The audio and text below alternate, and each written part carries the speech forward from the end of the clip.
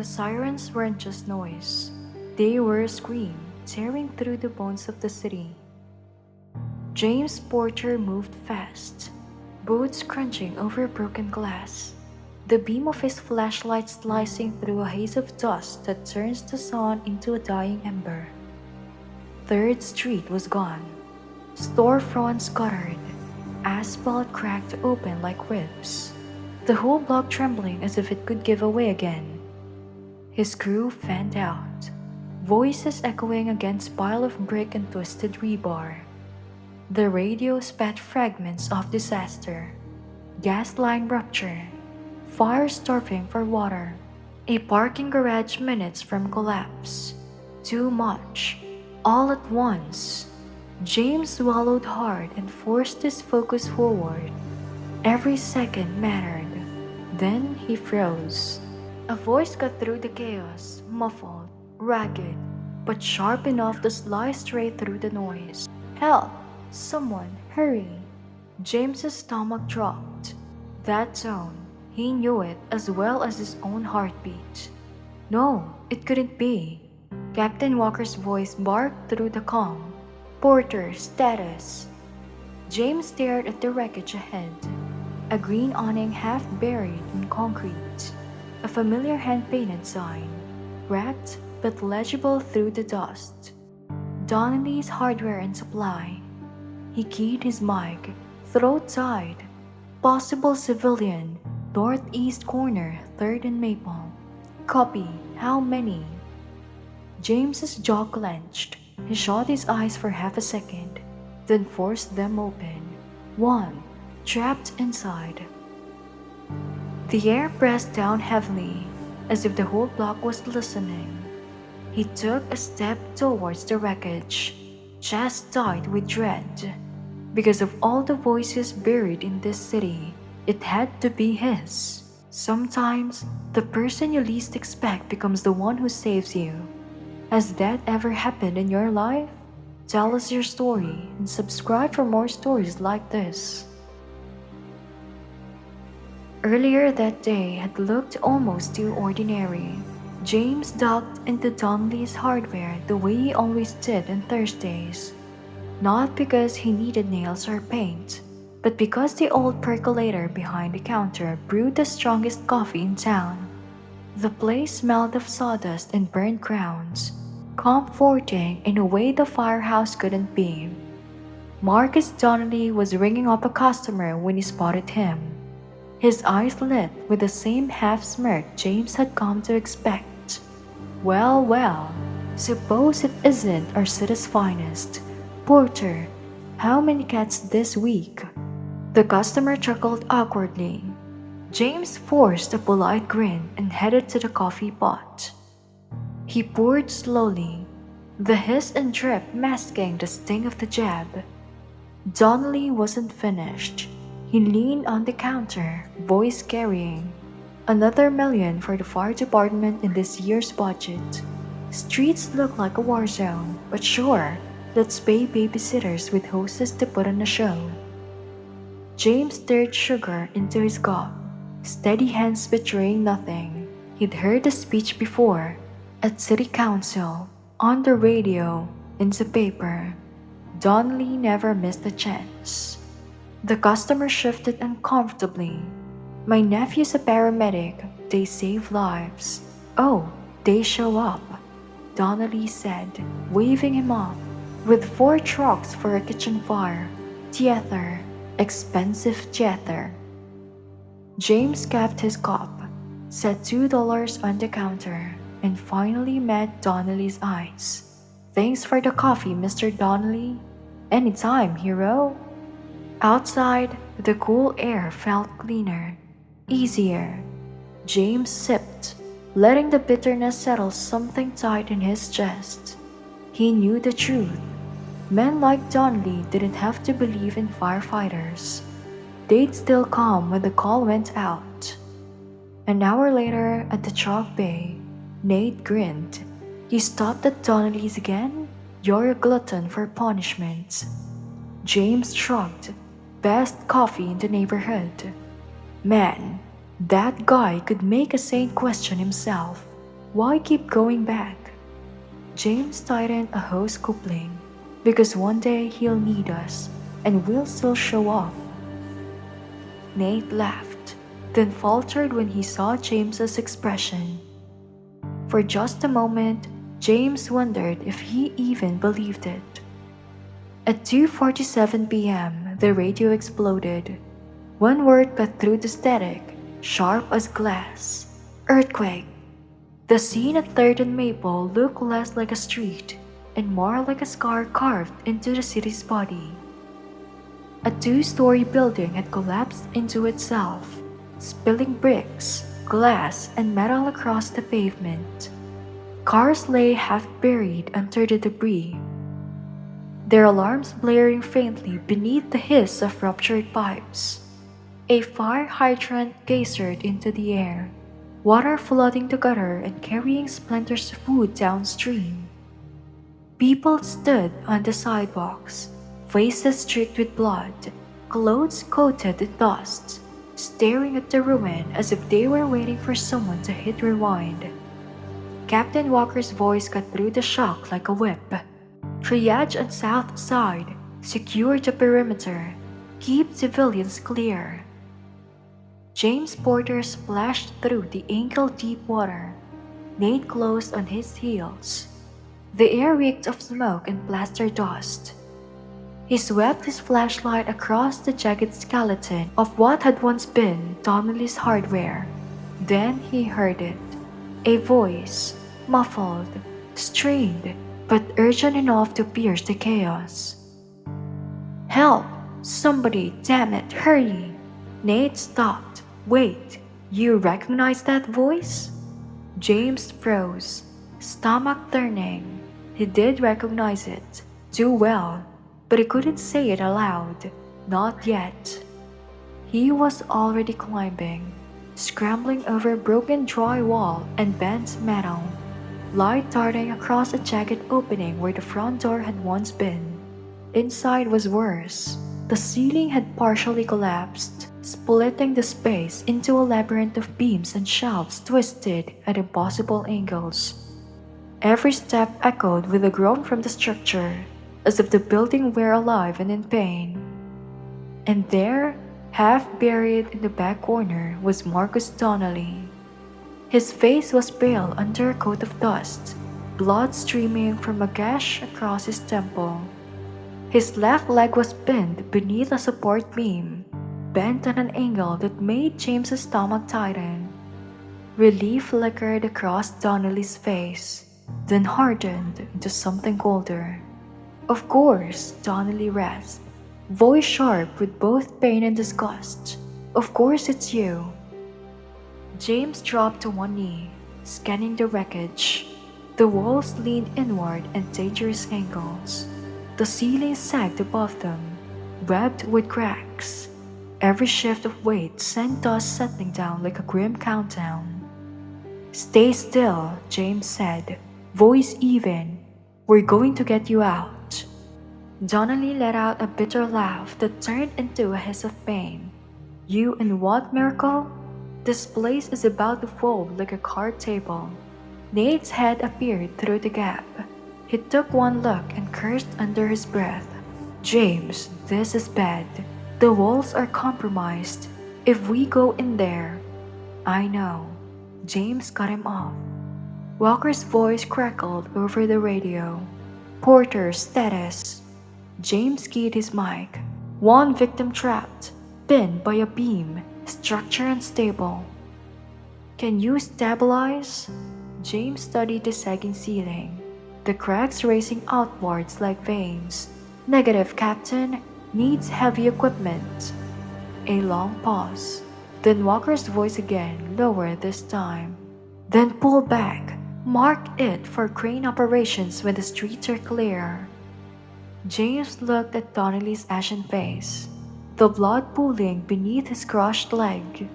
If they waited for the crane, if it even got here through the blocked streets, Donnelly would bleed out or suffocate when the roof gave way. Donnelly's eyes widened. "Wait, you're leaving?" James hesitated, throat dry. He looked at Nate, then back at Donnelly. Nate's jaw was tight. Captain's right. It's suicide to stay in there. James thought of the coffee, the smirks, the jeers about babysitters with hoses. He thought of every insult hurled across the counter, every dismissive wave of the hand, how easy it would be to walk away, let orders dictate his steps. But then he saw not the critic, not the loudmouth, but the man, a bleeding, frightened human being who had seconds left unless someone chose otherwise. James unclipped his radio and shoved it at Nate. "Tell Walker I'm going in." Nate grabbed his arm.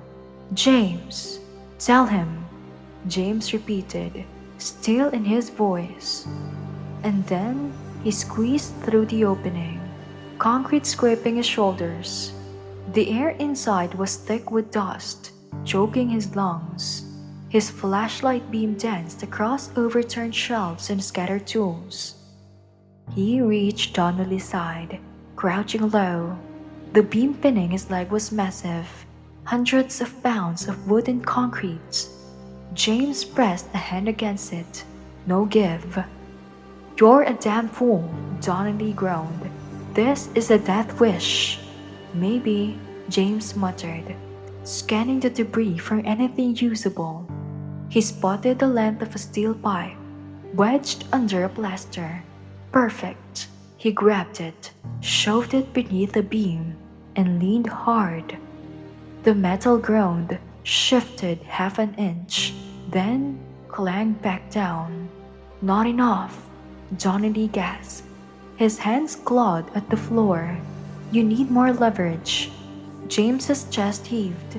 He thought of Walker's order, of Nate's warning, of every instinct drilled into him.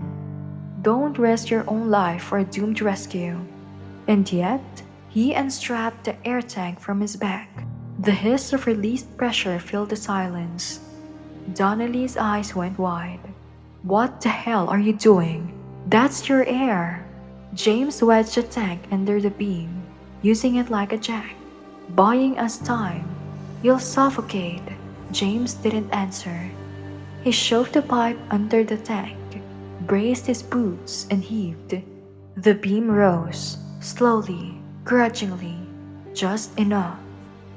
He lunged, hooked his arm under Donnelly's shoulder, and pulled. The older man screamed as his mangled leg scraped free, but James didn't stop.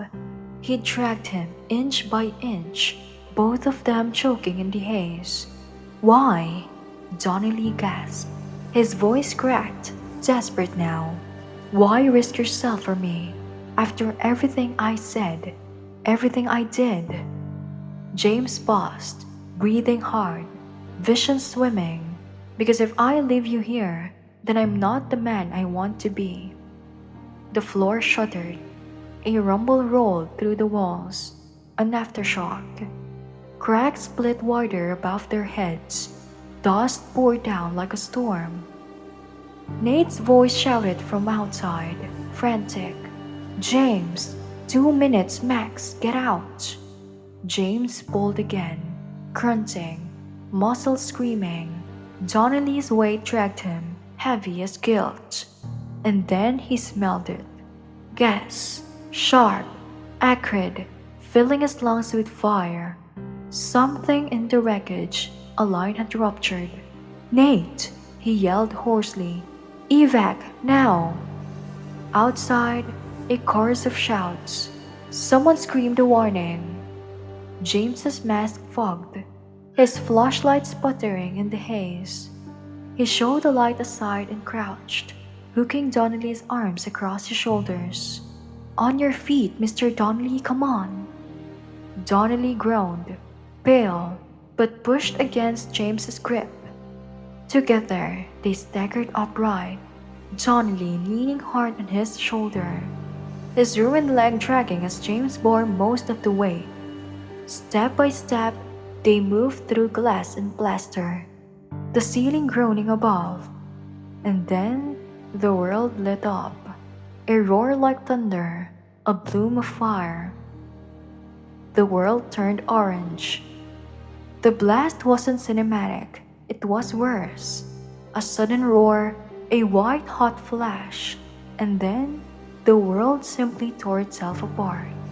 James didn't even have the time to curse before the shockwave punched him across the room.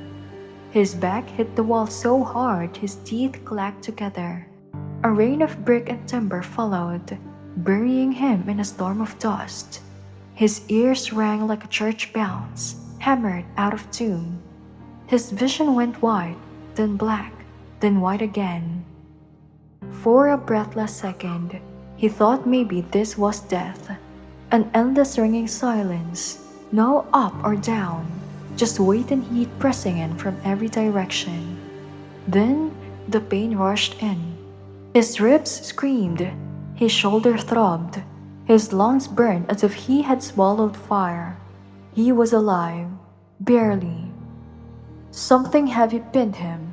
He clawed blindly, hands scraping splintered wood, and realized it wasn't debris, it was Donnelly.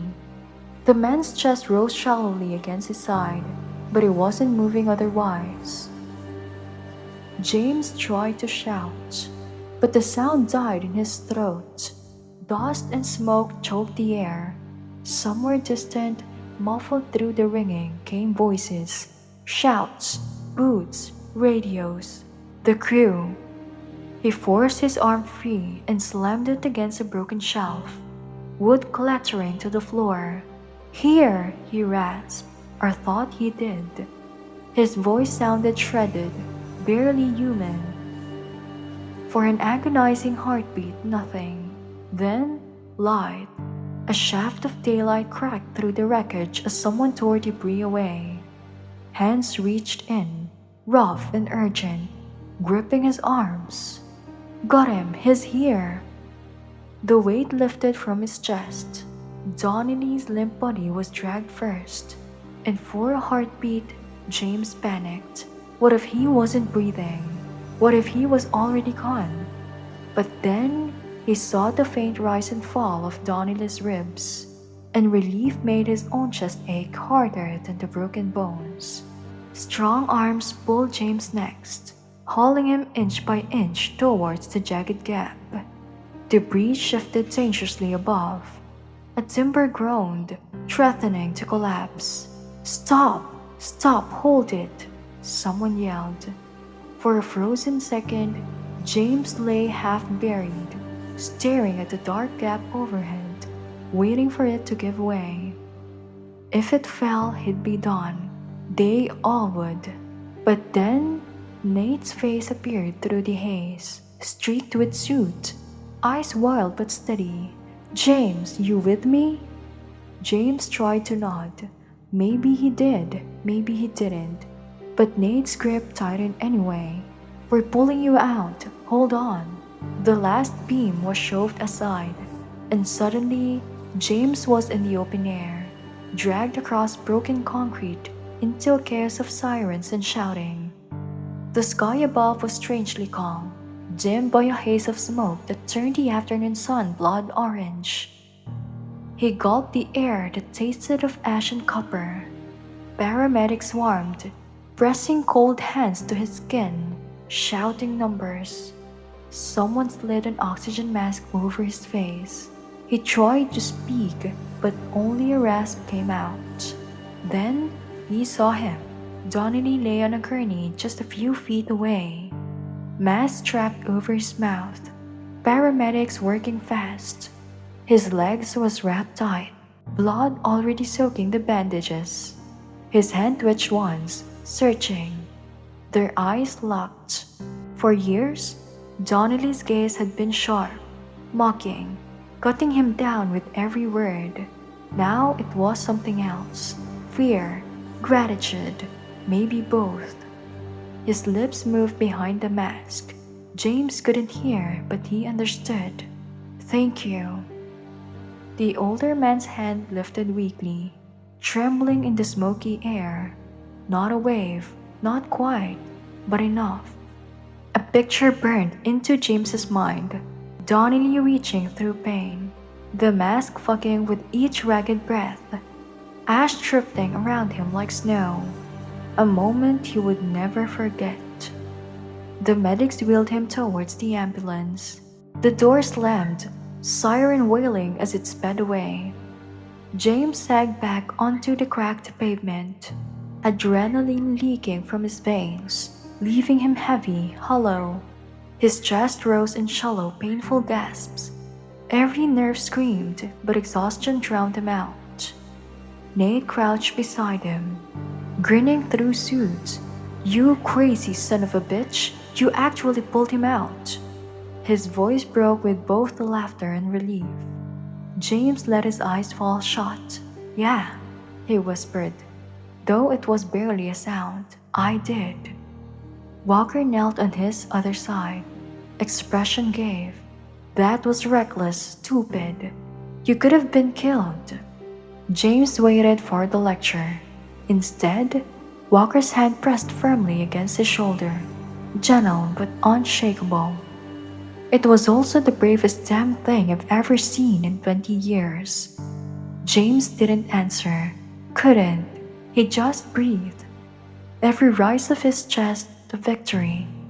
Around him, the crew moved with disciplined urgency, but he could feel their eyes flicking towards him again and again. Something had shifted, and nothing, not rubble, not fire, not even Donnelly's stubborn hatred, would ever put it back the way it was. The hospital was its own battlefield. Fluorescent lights, machines humming instead of sirens. James lay bandaged, lungs raw, every breath a rattle of gravel. Nurses came and went when the bustle faded. It was just him, the ceiling, and the collapse playing on repeat. He kept asking himself the same question. Had he been brave or reckless? The answer never came. Morning filtered weakly through the blinds, pale and sterile. That was when he overheard it from a passing nurse. Marcus Donnelly was 2 floors up, recovering from emergency surgery to repair his leg. James turned his head towards the ceiling tiles and let the thought sink like a stone. Donnelly, the loudest critic, the man who had sneered at him every Thursday over coffee, was alive. Alive because he'd gone in. By noon, Nate arrived, carrying a loop-sided grin and 2 cups of coffee in papers so thin the heat seeped straight through. He dropped into the chair beside the bed like he owned the place. "You look like hell," Nate announced cheerfully. James tried to smile, but it came out crooked. "Feel like it too." He lifted the cup to his lips. The coffee was watery, metallic. "Hospital issue," he grimaced. "How's Donnelly?" he asked, more cautious than curious. Nate leaned back, folding his arms. "Alive, thanks to you. They're saying months of therapy, but he'll walk again." He studied James for a beat, his grin softening. "You know the local news has crowned you as their newest folk hero, right? Headline last night, 'Firefighter risk life to save vocal critic.' They're running your face on every channel." James let out a groan and pressed the heel of his hand to his forehead. "Great, just what I wanted." "You should be proud." Nate pushed gently. "You saved him." "I did my job." Nate tilted his head. "Your job was to wait for the crane. You went rogue. If you'd listened to orders, Donnelly wouldn't be here." James turned his gaze to him, eyes steady. "If I'd listened, he'd be dead." The silence after was thick, punctuated only by the steady beep of the heart monitor. Nate's grin faded, replaced by something heavier. He nodded once. Yeah, he would. For a while, they sat in quiet companionship. But before he left, Nate hesitated at the door. "Donnelly hasn't talked to reporters. Not one word. They've been circling like vultures, and he just keeps refusing." James blinked. "That doesn't sound like him." "Nope," Nate said. "It doesn't." 2 days later, James was discharged. He shuffled home, slept 14 hours straight, then woke up to a text from Walker. Donnelly wants to see you. James stared at the message, thumb hovering over the screen. He felt the bruises in his ribs, the ache in his shoulder. Every part of him screamed to stay home, to let the story end where it already had, with survival. But curiosity, or maybe something deeper, pulled harder. When? He typed back. Today, if you're up for it. The hospital smelled of antiseptic and lemon polish. A cold attempt to mask the truth of sickness and pain. James walked slowly to the hall, his boots squeaking faintly against the wax tile. Each step jarred his ribs. When he reached the third floor, a nurse pointed him to room 317. The door was ajar. James paused at the threshold, hand hovering on the frame. Inside, Marcus Donnelly sat propped against white pillows, leg elevated in a plaster cast. His skin was pale, lined, his bravado replaced by a frailty that didn't belong to the man James remembered. James knocked gently and stepped in. Mr. Donnelly. The older man's head turned, eyes sharpening with recognition. His expression flickered, relief, discomfort, something else James couldn't quite name. Porter, he rasped. James stayed near door. I can come back. No, Donnelly said quickly, gesturing weakly at the chair by the bed. Stay, please. James sat in the plastic chair, groaning under his weight. For a long stretch, neither man spoke. The only sound was the monitor's beep and the distant squeak of nurses' shoes in the hall. Finally, Donnelly exhaled, shoulders sagging. I've been rehearsing this for 2 days. Speeches, explanations, apologies. They all sound like garbage. James folded his hands in his lap, waiting. So, I'll just say this. Donnelly continued, his voice rough. He looked up, eyes rimmed red. Thank you for not leaving me, for going in when you should have walked away. James' throat tightened. I didn't have a reason to walk away. Yeah, you did. Donnelly's jaw clenched. I gave you plenty, years worth. I was a jackass, Porter. No other word for it. James shifted uneasy. People lash out when they're scared. That's human. No. Donnelly shook his head firmly. This wasn't fear, not at first. I said all those things long before yesterday. You wanna know why? James leaned in slightly. Why? Donnelly stared at the ceiling, eyes glassy. Because every time I saw you, I saw them. The firefighters who didn't save my brother. James froze. The words settled between them like dust after collapse. Donnelly's voice cracked. Danny was 17. House fire.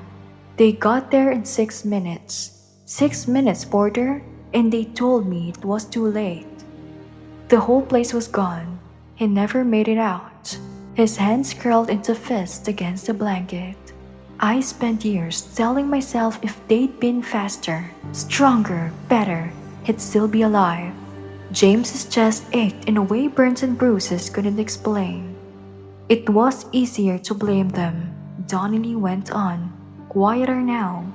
Easier to carry anger than grief. So when I saw you, any firefighter, you weren't you. You were them. You were the men who let Danny die. His voice broke then, a sound James had never thought possible from the man who mocked him weakly over coffee. But you didn't let me die. You came into a death trap for me, knowing damn well I'd never given you a kind word. And I can't. He'd stopped, swallowing hard. I'll never forget that. James leaned forward, resting his elbows on his knees. His voice was gentle. I'm sorry about your brother. Me too, Donnelly whispered. The silence that followed wasn't awkward this time. It was heavy, sacred, like standing inside the hushed aftermath of a storm. Finally, Donnelly reached out, his hands trembling with effort. James hesitated, then clasped it firm and steady. You're a better man than I deserved, Donnelly said. James shook his head, eyes steady. You deserved it. Everyone does. For the first time since James had known him, Donnelly's face softened. Not the smirk, not the sneer, something closer to peace. 3 weeks later, the firehouse didn't smell like smoke. It smelled like cardboard. James walked into the bay and stopped short. Stacks of unopened boxes rose like miniature skyscrapers, their shipping labels still crisp. Nate knelt beside one, peeling back tape to reveal a gleaming thermal imaging camera. He held it with the reverence of a man who just touched a holy relic. What's all this? James asked. Nate glanced up, grinning through soot-stained stubble. Anonymous donation. Whoever it was dropped a fortune on us. Top-of-the-line helmets, brand new SCBAs, hydraulic cutters that'll slice through anything. Christmas came early. But before James could respond, Walker appeared from his office. No clipboard, no barked orders, just a single sheet of paper in his hand. He extended it without a word. James took the note. The handwriting was shaky but steady enough. For the men and women who showed up when it mattered most, thank you for saving my life and for reminding me what real courage looks like. MD. James read it twice before folding the paper with deliberate care and sliding it into his pocket. That afternoon, he drove to Donnelly's Hardware. The store looked like it was learning to stand again. Scaffolding framed the facade, plastic sheeting covered the windows, but inside, the shelves were slowly filling. The smell of lumber and plaster dust mixing with fresh paint. A coffee station sat by the register, functional, defiant.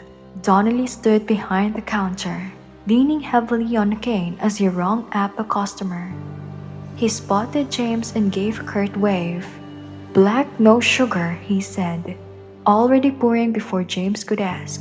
On the house. James raised a brow. You sure about that?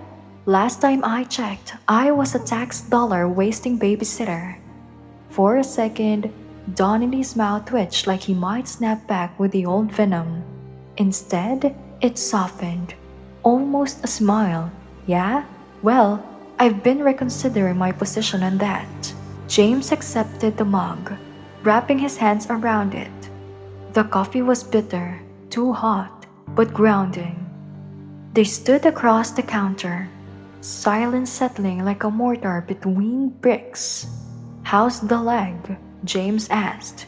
Hurts like hell, Donnelly admitted. But I'm walking. Doc says I'll lose the cane in a few months. Good. Donnelly hesitated. His knuckles whitened on the handle of the crane. When he finally spoke again, his voice was low, almost uncertain. I've been thinking about what you said, about doing the job even when it's hard, even when the person doesn't deserve it. James shook his head gently. Everyone deserved it. That's the job. Donnelly looked down, chewing out the words. Then slowly he nodded. Yeah, I'm starting to believe that. A customer called from the back. Donnelly excused himself, cane tapping against the floor as he limped down the aisle. James watched him go, still stubborn, still scarred, but carrying something new alongside the limp. He sipped the coffee, then set the empty mug on the counter and headed for the door. Porter? James turned. Donnelly stood in the aisle, one hand braced against a shelf. Next coffee's on me too, and the ones after that, for as long as you keep showing up. James let the grin spread this time, unguarded. Deal. Outside, the city moved in rhythms of recovery. Jackhammers rattled. Construction crews shouted over steel beams and scaffolds. Life was stitching itself back together. One block, one store, one breath at a time. James sat in his truck for a moment, staring at the half-rebuilt facade. A new sign hung above the awning. Its paint so bright it seemed to glow against the scaffolding. It struck him then, how close he'd come to letting someone else answer that call. How tempting it had been to step back, to justify inaction. But he hadn't. And because of that, Donnelly's store stood. Donnelly himself stood. And somewhere inside, James felt steadier too. He started the engine, the radio crackling faintly with chatter from dispatch. Down the block, a siren rose. A fresh alarm, another crisis. James looked once more at the hardware store, at the figure moving inside with his cane tapping rhythmically like a second heartbeat. Then he pulled into the street. As the cities blurred past, he whispered the truth he'd carried long after the noise faded. Sometimes, the hardest rescue isn't from fire or rubble. It's from the weight of who we used to be. Everyday heroes are all around us.